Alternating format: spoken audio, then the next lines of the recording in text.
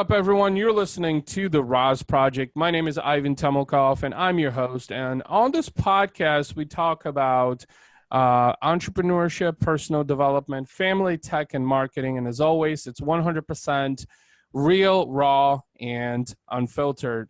So I'm really excited about this episode because this is part two of my conversation with Maria Betancur, who I had on the podcast a couple of weeks ago, and had such an amazing conversation that I wanted to have her back on the podcast to get a little bit more personal and talk a little bit more about her story as well. So welcome, Maria. How are you?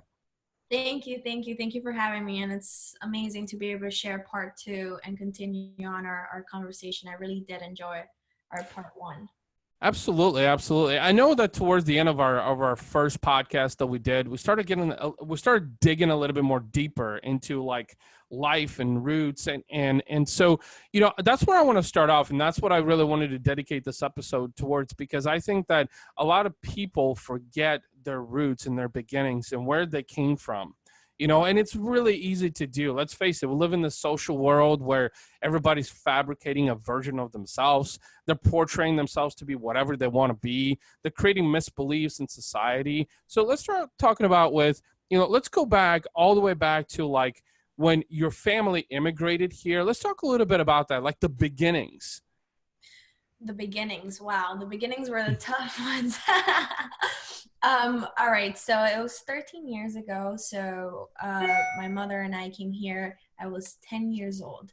We first came to check it out, do the basics of going to the parks, Disney, seeing if this could be a good fit for us to completely move to the United States. So we did it and we liked it. My mother was engaged to her then husband, and he lived here, which is why we decided to move here.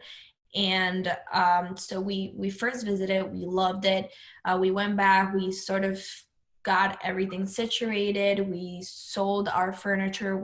My mother owned her apartment, so we rented out the apartment and we said our goodbyes and, flew over here. The beginning was tough, especially I would think for my mother, because as a young kid, it's easy. You get right into school, and although I didn't know the language, it's Florida where I arrived. So a lot of people did speak Spanish, and I would walk around with my little dictionary on my hand and kind of found a clique of girls that spoke Spanish and would help me out. For my mother was a lot tougher because adults, for whatever reason, are not as friendly as little kids. It's something I wish we kept, the asking questions. As kids, we ask questions. We're not afraid to go up to an individual and say, hey, you want to play? And I think that same thing we should apply as adults. But anyway, she didn't have a lot of friends. It was just her husband, and myself. So it was, we lived in a 1-bedroom apartment. And so I remember they did actually a 2-bedroom apartment, and the other bedroom was rented out to my mother's husband's brother. And so they did a little, like, those boards at the office that you divide, the dividers. Yeah.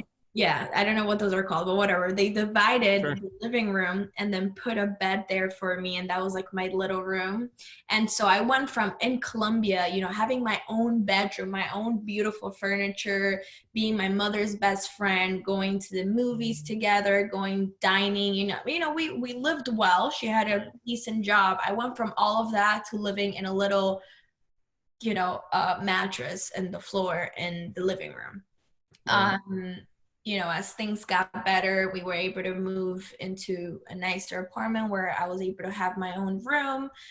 It was very tough because my mother and her husband did not have the best relationship. It was actually very toxic. And then I have a 10-year-old brother who came along. It was unexpected. So that sort of kept them together to be able to raise the kid, but it wasn't a good environment. So it was a lot of toxicity going on that I grew up by. Eventually, he leaves to work. My mother was pregnant, and because he lost his job. So, we were really struggling. My mother cleaned houses, and till the last day of her being pregnant, she was cleaning houses because he lost his Wow. job. And it's unfortunate, but his mentality was, I'm not going to just work anywhere. He worked for a company and delivered deliveries, on a truck.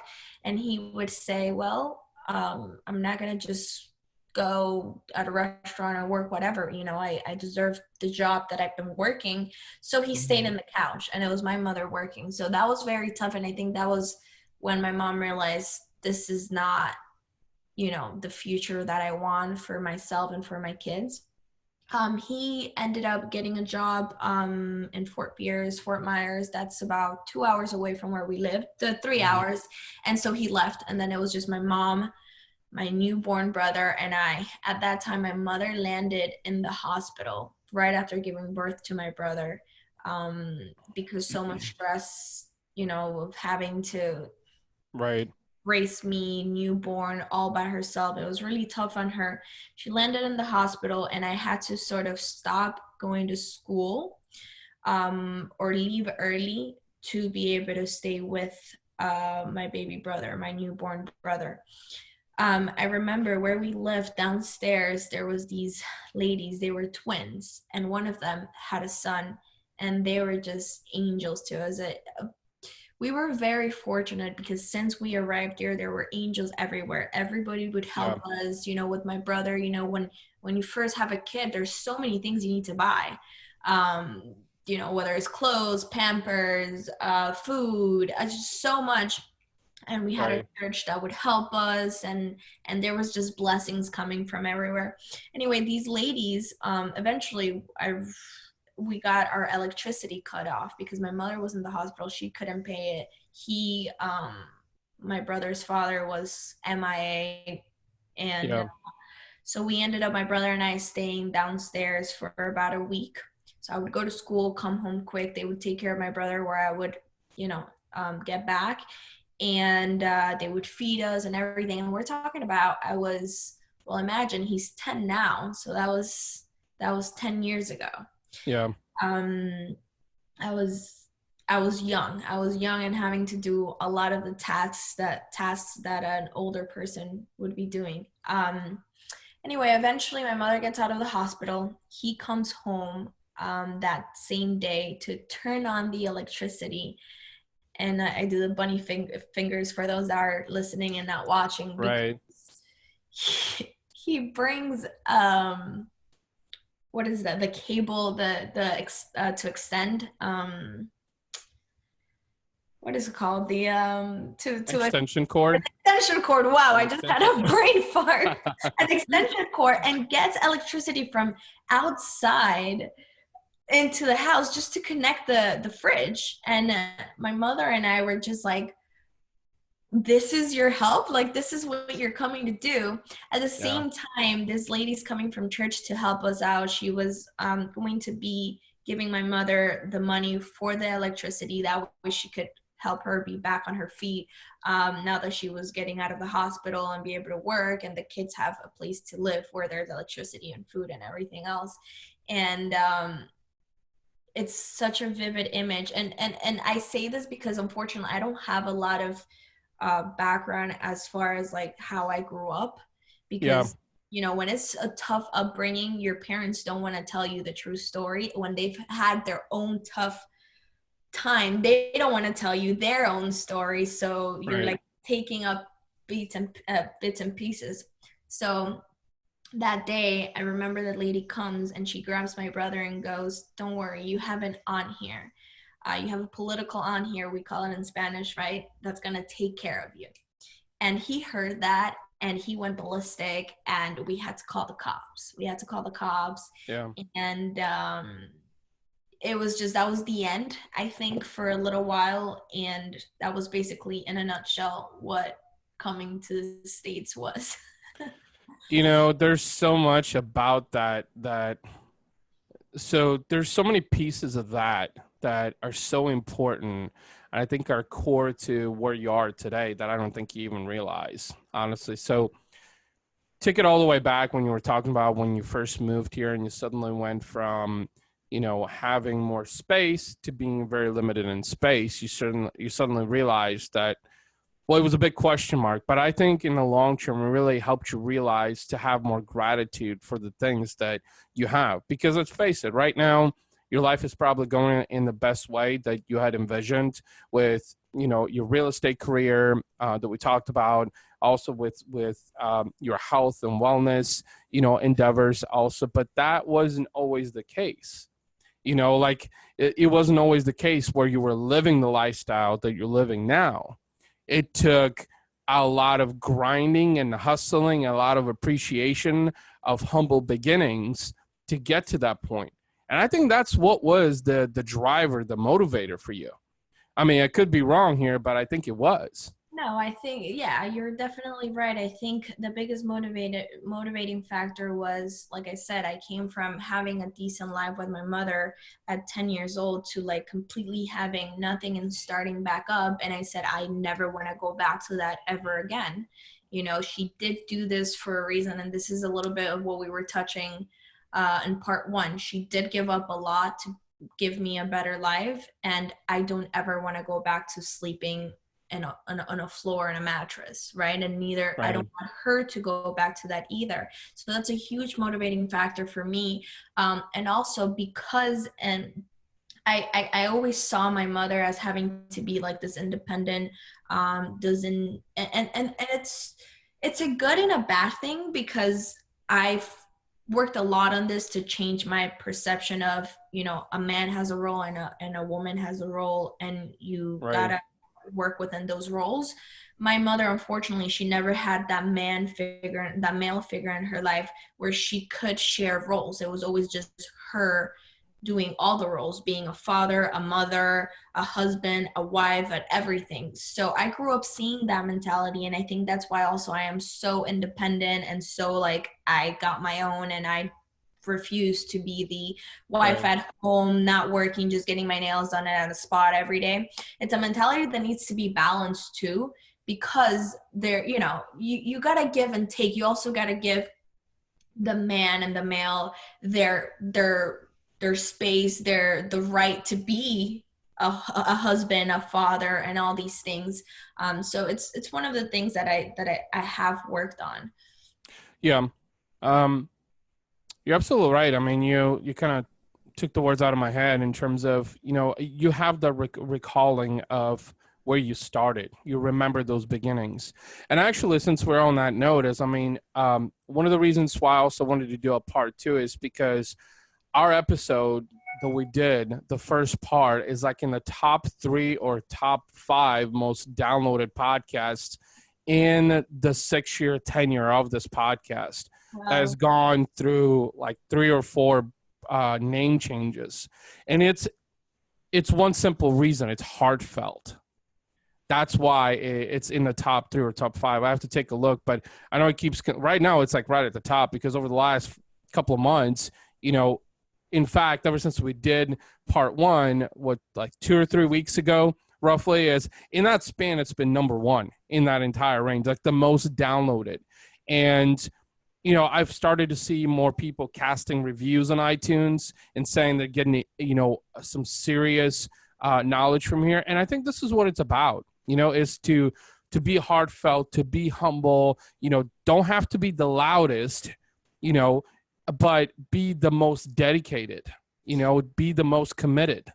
I think that's also why, as like entrepreneurs and leaders, we focus so much on ourselves and building ourselves and just focusing on being a better person, better human, better everything. Because when we do that and we excel at every single part of our who we are, then we're able to share better stories and teach people and help them better. Because I mean, like you say, we're all humans and we can't follow this like perfect prototype of how you need to be. We all have different flaws. We all have different things that when you work on them and you go to your core, to your deepest, starting from your roots, where you came from and, what mentality you grew up with and what you need to change. All these things make you be knowledgeable, and that is what you're learning. And that is what drives you, and that is what people get all of that,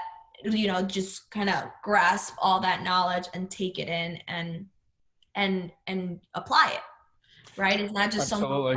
robot saying you need to do this and that. No, you're seeing like, I struggle, I did this and that, and how did I get to where I am? By learning and just taking all of my failures or all of my bad, times of my life and twisting them and taking, what did I learn from this? What was this trying to teach me? And in what way can I better myself to have approached the situation better? Yeah. No, those are some excellent points, and you touched upon entrepreneurship, which is something that I talk about on this podcast. And I think that there's such a huge misconception, of what entrepreneurship is. I mean, entrepreneurship is, a lot of what you said is becoming a better human being and being able to contribute to the world to help impact others. It's about impact. It's about change. It's also about becoming the best version of yourself. I mean, speaking of entrepreneurship, I think a lot of people in this social world that we live in is think that, I'm going to be the next Steve Jobs or the next Bill Gates, and I'm going to blow up overnight. Like I just saw earlier this morning that Bill Gates commissioned a $435 million hydrogen yacht. And like most people are like, oh yeah, are thinking, oh yeah, I'm going to do that. I'm going to get there in a year. No, you won't. It's just not, it's just not how it works. In fact, most successful entrepreneurs that I've seen, people that have built, successful businesses that have changed their lives, also, they've spent 10, 20, some even 30 years of their lives doing that, and for example, I know we're talking about family right before we jumped on the podcast, and, seeing what my father did in the first 13 years of his business, he had zero marketing. It was all referral based. It was, can I do the best job possible? Even if it means working weekends, even if it means working nights. And by the way, I had kids also to help and support and all this other shit, right? So, and I think the mentality of entrepreneurship nowadays is just so fabricated, that people, and that's the problem with the internet too, is just that you can be anybody on the internet and people will believe it. Literally, they see you, oh, this guy's got a picture with a Lambo on Instagram. Holy shit. Says on his profile that he's a 6-figure entrepreneur, but then you talk to them like on a call or in real life and like, what the fuck, bro? Like, what about all that crap that you're talking about, in your profile? Like, where's the reality in that? Oh, well, that's just, to create a front face. Fuck that. Honestly, that's the problem, I think. And that's why, I really wanted to dedicate this episode to talk about the elements of roots and humble beginnings and how those help you become the best version of yourself. So, you were very young when you were going through this, right? And you probably had a million questions, when you first moved here. Like, at what point were you started to think that, what, I want more out of life? Like, what point, like, what age were you starting to think about, or did you? Because I know you got your criminal justice degree, I think it was, bachelor's in criminal justice. Obviously, that was an enticement because I think in part, you realize how much your mother sacrificed so you would have a better future. And was that kind of the motivator to say, what, like, I want more, like my mother sacrificed so much? Like, let's talk a little bit about that. So not only was it my motivator that my mother sacrificed so much, but also my father separated from my mother when I was about 2 years old. Mm-hmm. And throughout time, he eventually found a new person. He remarried. I have another brother who's 15 on my father's side, and they left to live in another city in Colombia. Fast forward a couple years, he landed a really good job where at the beginning he really did struggle, but he landed a great position where it ended up putting him years later as one of the presidents of a company that is like bulletproof windows, cars, and all of that good stuff. So he was making really good money, and whenever I would see him every summer, I would go travel to him. And this was before I came to the States, so it was, I was like 7, 8, 9 years old. Every summer I would go and see him, and he lived in this beautiful mansion, and his wife had this closet that was like, I always said, like, when I'm older and I can work, I'm going to give this to myself. I'm going to have that closet with the shoes up and down and then their jeans and everything's so organized. And I kid you not, that is what I have today. And every time I look That's at this awesome. is no joke. I like put it on my social media all the time. They're like, oh my God, you're so organized. Your shoes, you know, one is back, the other one's, you know, back and Right. forth sort Right. of. And I look at it and I go, you know, I accomplished it. And it's because I always Right. saw it in. So let me backtrack a little bit. Although my father gave everything to that woman, he was also very manipulative to her. So she couldn't work. She couldn't do anything. He didn't want her to do anything. Yeah. I love my father to death. I love my mother to death. But there's things that we don't agree with, you know, our parents and the way they Sure. did it. And, you know, they regret it, whatever the case. It's stuff that you learn. You don't judge them, but you keep it to yourself, so you apply it and don't let it happen to you, right? So you live Yeah. or by example. And so he was very manipulative of her. She couldn't go to work. She stayed at home. She was very young, and he would cheat on her. I mean, it was just not Yeah. anything that I want, you know, for me. So that's why I would look at that and I'm like, wow, you know, she's staying through it all. Is it because of everything he's giving her? Yeah. And I said, well, I'm going to give it to myself. I'm not going to allow that. And it's Yeah. interesting enough that my ex-husband and I had a similar situation where Yeah. he did want me working, he did want all of that. Um, it was a very toxic relationship. He did a lot of, you know, the cheating, the going out late at night, all these different things. And I Yeah. had the closet up and down and I had it all. And, you know, I was a trophy wife. We were well off. I had no money issues. Although, again, like I said, I was always working myself. Mm-hmm. And then I realized now that I've sort of gone through the motion, people, a lot of people cannot get out of their comfort zone. Comfort zones are, that's exactly what it is, a comfort zone. You can't get out. My Yep. father's ex-wife couldn't get out. She was there comfortable because she had what she needed at whatever cost it took. Yep. I have always been an individual that I do not like to be in a comfort zone. I like to challenge myself. And when that challenge came with my ex-husband, I said, I can't do this. I can give all of this to myself, but it's taking away peace. It's taking away tranquility. Right. It's taking away a lot of things. And so I got out of that comfort zone. And that's a huge challenge that not a lot of people can do.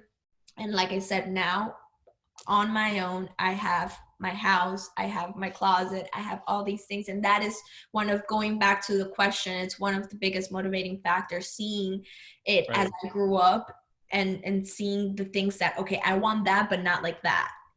Right. Here I am applying it. Um, you know, I just got to thinking about this as you were sharing, that I think you are the epitome of the American dream, one version of it anyway, because everyone has their own version. Because so you're talking about all these things, like you were talking about the shoe rack, like, you know, you remember that, now you have it, and now you have your own home, and, you know, like you've accomplished all these things. And you're also humble in realizing it. That's the biggest difference, is that you're realizing you're not taking it for granted. Because I'll tell you this, I've met plenty of people. In fact, I had a client in Miami actually that was one of the biggest builders in, I think it was Miami Beach. Had a few high rises. The guy was living on like, fuck, I don't remember, 20th floor. You could have a 360 view. I walked out on his balcony. I might even still have it on my phone, a video, 360 view. I'm like, holy fuck, this guy is rolling. Was driving like the latest model Porsche. Like the guy was just living a lavish style, right? And those people, you could tell by character and personality how quickly they forget how they got there, because they get so immersed in like their lifestyle, you know, living in this ginormous apartment and having all this stuff and thinking that your life is so perfect. And the one thing I should have realized then is just that the guy was a total dick, for one. Like, bad personality, arrogant, we rode in his car. The guy almost killed me going down fucking, through Miami because he was trying to act all hardcore and shit. I'm like, what the fuck, dude? Like we went down to the grocery store because he was a client. It was a collaborative initiative. And we just ran down to the grocery store to pick up some things, of course, in this fancy car and all that. And here's the other thing I wanted to mention is, so Tony Robbins says adversity pushes us into action. The only way you're going to get what you want is to remain uncomfortable all the fucking time, because good things do not happen from comfort. They do not. At least things that are worthy do not happen for comfort. And when I talk about comfort, is what do most people attribute comfort to these days? Money, right? Why? Because they think that money is going to solve their problems. They think money is going to bring happiness. I know people who have a shitload of money, but they suck at their relationships. They're unhappy.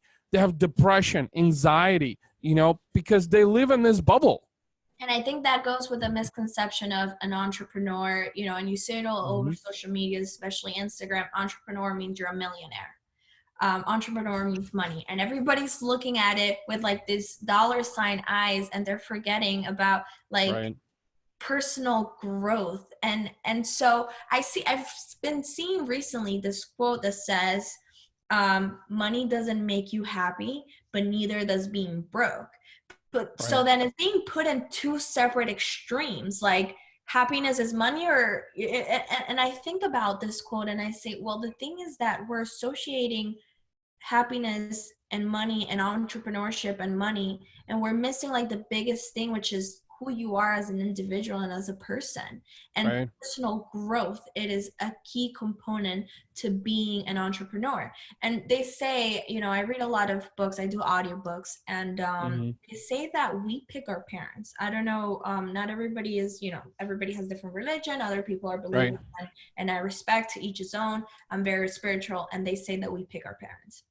And I believe so heavily on this, because there's this other saying, people say, depending who the person comes from is who they are. So if they see a woman, so they see myself, they take, okay, Maria comes from a broken home. Maria comes from a mother that, second marriage, and her father's second marriage, and both are single, or whatever the case. Oh, so Maria must be the same broken marriage and blah, blah, blah. And that is so wrong, because we pick our parents, and there's going to be a reason why I picked my mother and the father. And I have come to realize that the reason why I picked them is because I needed to work on myself and see them as a mirror, and see that is what I'm not going to be. And that has pushed me to be the woman I am today. I am thankful for all of their mistakes, because it has showed me what I can be.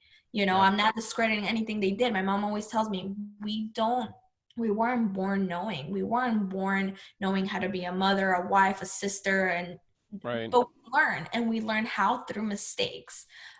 So I think that is such an important thing to get out there, that just because, you are in your family's history, you are not. You have a clean slate to make a difference and work on yourself to be better than them. Well, there's, two things I was trying to make sure that I can respond to what you said. So the first one was it doesn't matter how much money you make, it's how you make your money. That's actually something like Gary Vaynerchuk, that's why I wanted to share it, because I know you're a Gary V fan, that you shared it. So the way you make your money from an ethical standpoint is extremely important. It's more important than anything else.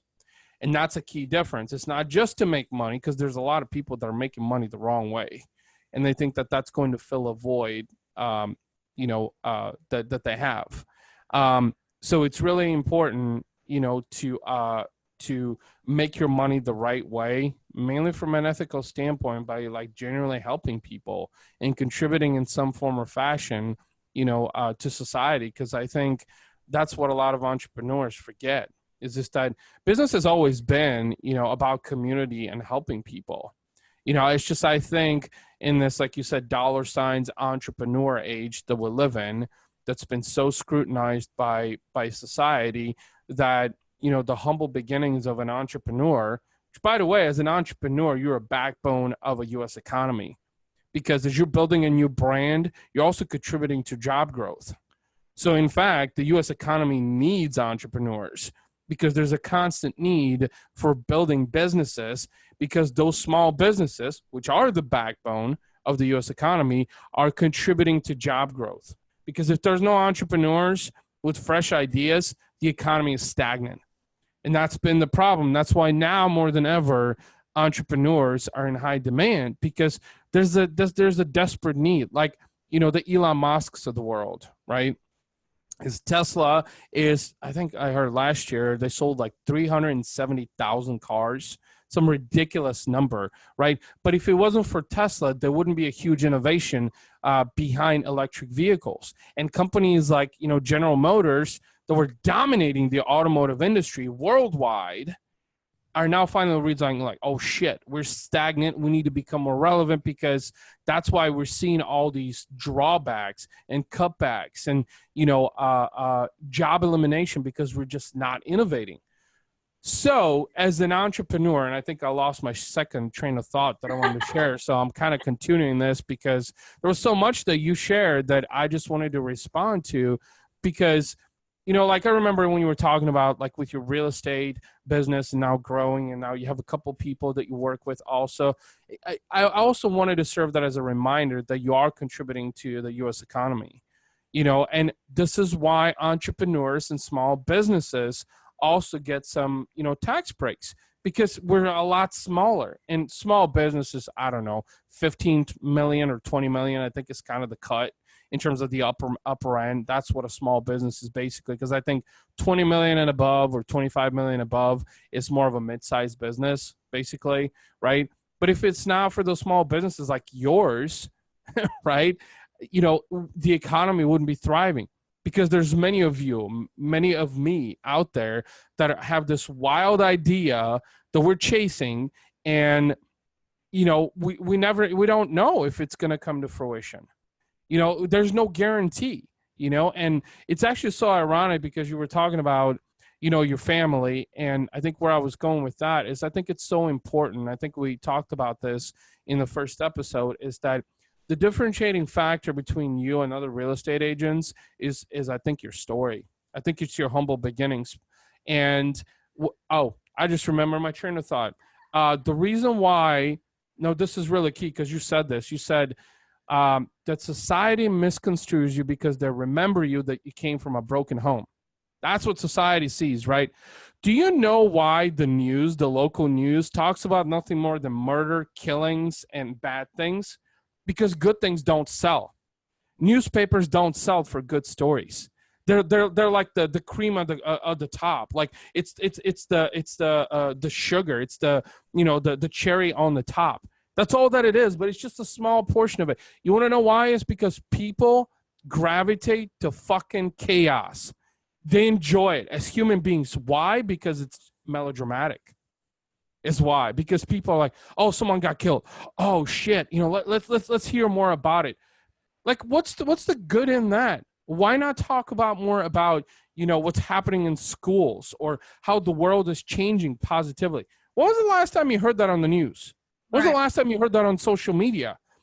This is why people like you and me need more positivity. And I told you this in the first episode. I think having the story, rags to riches, is, I think your story is rags to riches. There's a beauty in that, because Warren Buffett is a rags to riches, right? But people don't appreciate the rags to riches story until you get to the top. Like they don't see what happens between the bottom and the top. They don't see this.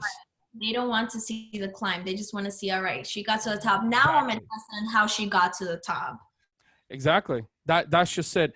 And we could literally chat more about this, because there's so much knowledge here that I think is going to be eye-opening, to so many people. So I just want to, kind of put the bow on this by asking you, so what's in Maria's agenda for 2020? Let's share that with the rest of the world.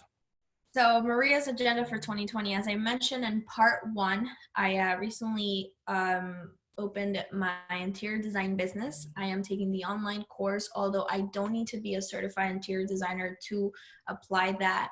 I do want to get the certification just to have that much more knowledge and bring quality to my clients. So 2020 is I opened up my it's called Maccabi Designs. It's my interior design company. It goes hand in hand with my real estate, which is Maccabi Group. And then I'm also going to be working on a maybe I shouldn't say this, but whatever, I'm saying it. Go ahead. A little coaching for women like myself, girls that have just graduated from high school, have just graduated from college, and they say, now what? Okay, like, what do I do now? You don't need to, pursue this mindset of you have to go to college to make money and do all these things. So I'm going to be working on a coaching program 101, putting it together. Now it's a lot of, because it's taking everything that is in this little head onto a PowerPoint and like step by step. So it takes time, but I'm working on that to be able to share with the girls, because I've noticed a lot of females follow me on social media and they're like, how'd you do this? Oh my God, I admire you so much, and this and that. And I'm not showing enough of what it took to get there. I'm just showing where I'm at right now. And I feel like women need to see that grind, that rise. What did Maria do for the past 4 or 5 years to get to where she's at? And the struggles, my getting out of that comfort zone, challenging myself, my heartbreaks, all of that in one. So I'm working on that. And then I'm also working on my house. Like I said, in part 1, I'm still remodeling my house. I'm in phase 2 of the remodel. It's almost complete. I'm very, very excited.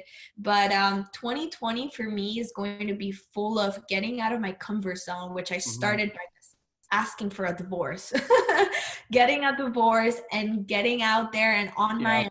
That was like my biggest breakthrough.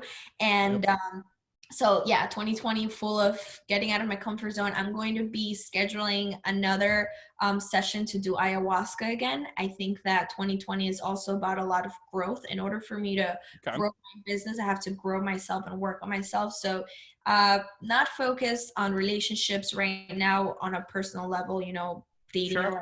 I'm focused on growing my businesses and growing myself and expanding myself as far as who I am. So at the beginning, before we got on the live, I told you right now I'm in Mississippi, Jackson, Mississippi, with a family that I have here. It's my aunt. We grew up together. She sort of helped my mother and my grandmother raise me, and she's seen everything from a third person point of view. So she knows what my father was like, what my mother was like, what everybody was like. So I've been sort of picking her brain and finding out, what happened growing up? Like, who were my parents? How did they meet? How did things, on what happened? I just want to know at my core. And it's crazy because as she's telling me things, I'm realizing, wow, I was following at some point what my mom and my father's life was like, and I broke that chain. And that is the most important thing. I want to focus on breaking chains and just bettering myself. And in a nutshell, that's my 2020. I'm so excited for you. It sounds like you've got a big agenda in front of you. I want to thank you for, coming on the show again and doing this part 2. It was absolutely amazing. And I'm excited to see all your growth in 2020. I'm excited about hearing about it, hopefully at the end of the year. Thank you. I appreciate it.